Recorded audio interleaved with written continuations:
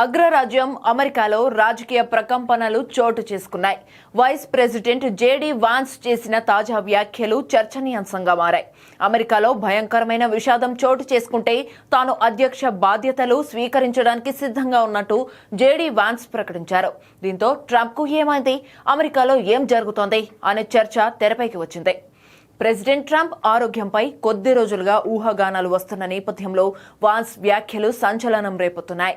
తాజాగా US టుడేతో Vance మాట్లాడుతూ ఈ మాటలన్నారు.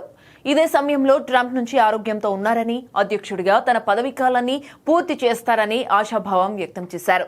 ఇదిలా ఉండగా కొద్ది రోజులుగా ట్రంప్ ఆరోగ్య పరిస్థితిపై తీవ్ర చర్చ నడుస్తున్న విషయం తెలిసిందే. ఆయన క్రానిక్ వీనస్ ఇన్సఫిషియన్సీ అనే దీర్ఘకాలిక సిరల లోపంతో బాధపడుతున్నారు. వృద్ధులలో కనిపించే ఈ సమస్య వల్ల కాళ్లల్లో వాపు వస్తుంది. ఇదిలా ఉంటే ట్రంప్ చేతులపై కనిపిస్తున్న వింతగాయాలు, మచ్చలు ఆయన ఆరోగ్యంపై ఊహాగానాలకు మరింత బలం చేకూరుస్తున్నాయి. తాజాగా కుడి చేతిపై కనిపించిన ఓ తెల్లటి గుర్తు ఆయన ఆరోగ్య పరిస్థితిపై కొత్త ఆందోళనను రేకెత్తిస్తోంది. ఓవల్ ఆఫీసులో జరిగిన ఒక సమావేశంలో ట్రంప్ మాట్లాడుతున్న సమయంలో ఆయన కుడి చేతి వెనుక భాగంలో ఒక స్పష్టమైన తెల్లటి గుర్తు కెమెరాల కంటపడింది. ఇది చూసిన చాలా మంది, ముఖ్యంగా ఆయన మద్దతుదారులు, ఆయన ఆరోగ్యం గురించి ఆందోళన వ్యక్తం చేస్తున్నారు.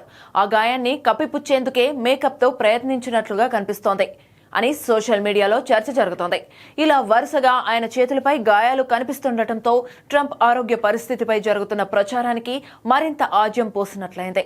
అయితే ఈ గాయాలకు గల కారణాలపై ట్రంప్ బృందం నుంచి ఎలాంటి అధికారిక ప్రకటన వెలువడలేదు. అయితే ఈ గాయాలకు కారణం కరచాలనాలు, ఆస్పిరిన్ వాడకం అంటూ వైట్ హౌస్ ఓ ప్రకటన చేసింది. ఈ పరిస్థితిలో వైస్ ప్రెసిడెంట్ చేసిన వ్యాఖ్యలు ఆలోచింపజేస్తున్నాయి.